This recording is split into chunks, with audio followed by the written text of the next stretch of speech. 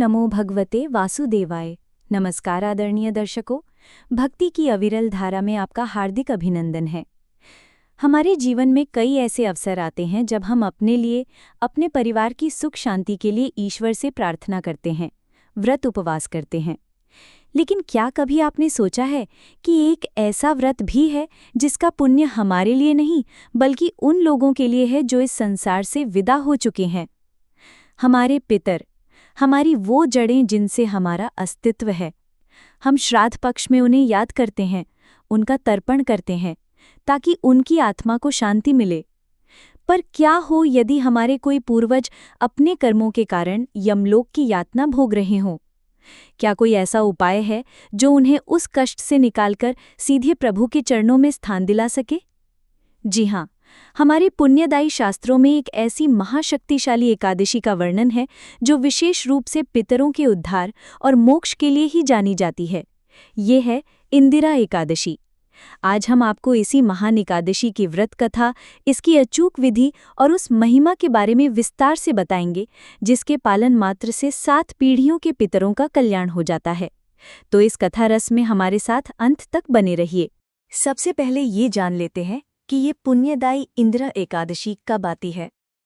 हिंदू पंचांग के अनुसार आश्विन मास के कृष्ण पक्ष में आने वाली एकादशी को इंदिरा एकादशी कहा जाता है।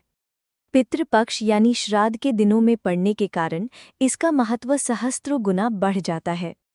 ये वो समय है जब हमारे पूर्वज सूक्ष्म रूप में पृथ्वी पर अपने वंशजों के निकट रहते हैं और उनसे अपने कल्याण की आशा करते हैं। ऐसे में इस एकादशी का व्रत उनके लिए मोक्ष का द्वार खोल देता है। शास्त्र कहते हैं कि जो व्यक्ति इस एकादशी का व्रत करता है उसे स्वयं तो बैकुंठ की प्राप्ति होती ही है, साथ ही उसके पितरों को भी नर्क की यातनाओं से मुक्ति मिल जाती है। आइए अब उस पौराणिक कथा का श्रवण करते हैं जिससे इस एकादशी की महिमा तीनों लोकों में विख्यात हुई। ये कथा स्वयं भगवान श्री कृष्ण ने धर्मराज युधिष्ठिर को सुनाई थी।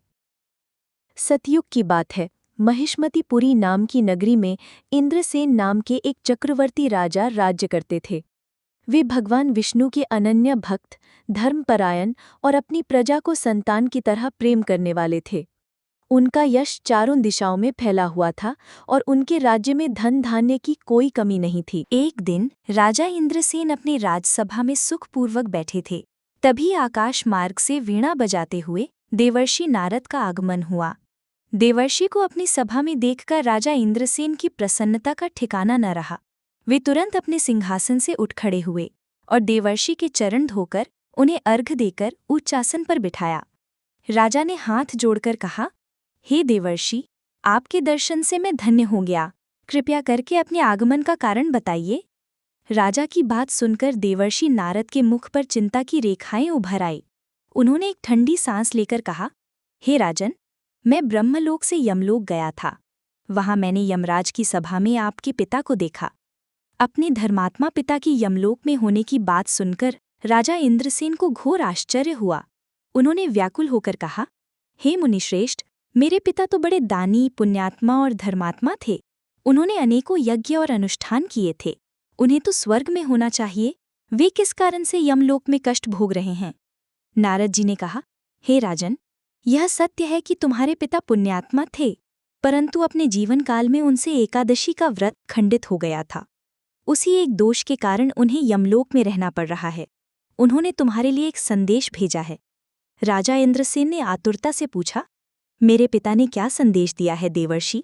कृपया करके शीघ्र बताइए। नारद जी बोले, तुम्हारे पिता ने कहलाया है, मेरा पुत्र इंद्रसेन यदि मेरे निमित्त आश्विन मास की कृष्ण पक्ष की इंदिरा एकादशी का व्रत करे और उस व्रत का पुण्य मुझे दे दे, तो उस पुण्य के प्रभाव से मुझे यमलोक से मुक्ति मिल जाएगी और मैं स्वर्ग को प्राप्त हो सकूंगा।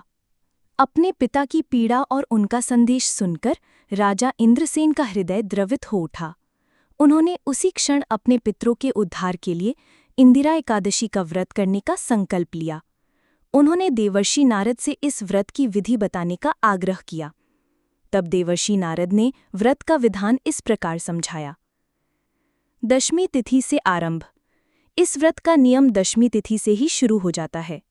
दशमी को प्रातःकाल श्रद्धापूर्वक स्नान करें, दोपहर में नदी के किनारे पितरों का विधिपूर्वक श्राद्ध करें और उसके बाद दिन में केवल एक ही बार भोजन ग्रहण करें। एकादशी का संकल्प।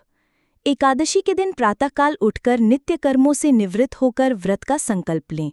संकल्प इस प्रकार करें: हे भगवान विष्णु, मैं आज निराहार रहकर अपने पितरों की मुक्ति के लिए इंदिरा एकादशी का व्रत करूंगा। आप मेरी इस व्रत को निर्विघ्न पूरा करने में सहायता करें। पूजन और श्राद्ध। दोपहर के समय भगवान शालिग्राम की मूर्ति या तस्वीर स्थापित करें और विधि विधान से पूजा करें। इसके बाद योग्य ब्राह्मणों को बुलाकर भोजन कराएं और पितरों के निमित्त श्राद्ध करें। ब्राह्मणों को दक्षिणा देकर संतुष्ट करें। जागरण। रात में भोजन और निद्रा का त्याग कर भगवान विष्णु के नाम का संकीर्तन और भजन करते हुए जागरण करें। व्रत का पारण।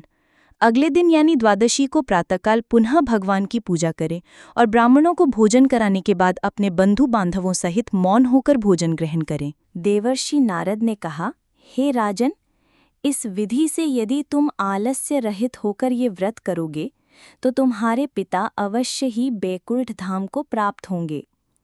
इतना कहकर देवर्षि नारद अंतर्ध्यान हो गए। राजा इंद्रसेन ने नारद जी के बताए अनुसार पूरी श्रद्धा और भक्ति के साथ इंदिरा एकादशी का व्रत किया।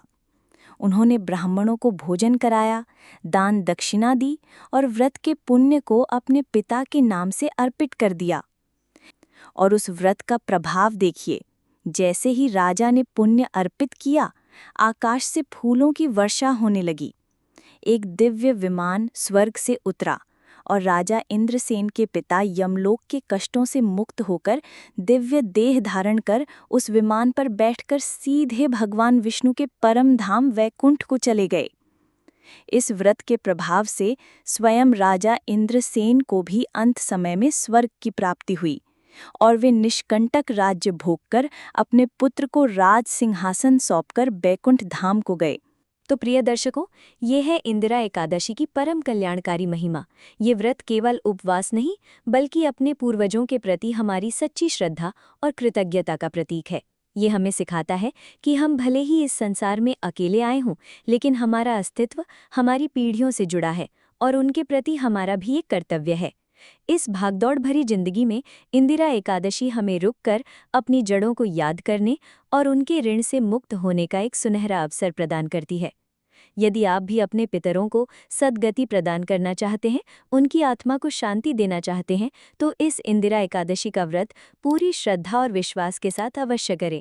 भगवान श्री हरि विष्णु और आपके पितृदेव दोनों की असीम कृपा आप पर बरसेगी। आशा है आपको हमारी ये प्रस्तुति पसंद आई होगी।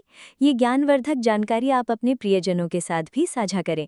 वीडियो को लाइक करें और अपनी राय हमें कमेंट्स में अवश्य बताएं। सनातन धर्म की ऐसी ही दिव्य गाथाओं से जुड़े रहने के लिए हमारे चैनल को सब्सक्राइब करना ना भूलें।